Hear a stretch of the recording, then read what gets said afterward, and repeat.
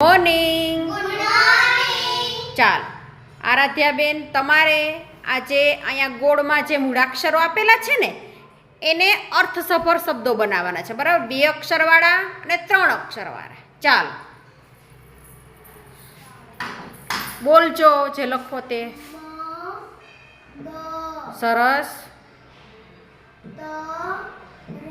સરસ સરસ.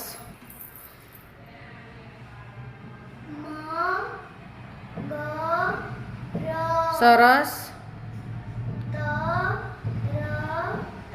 સરસ સરસ.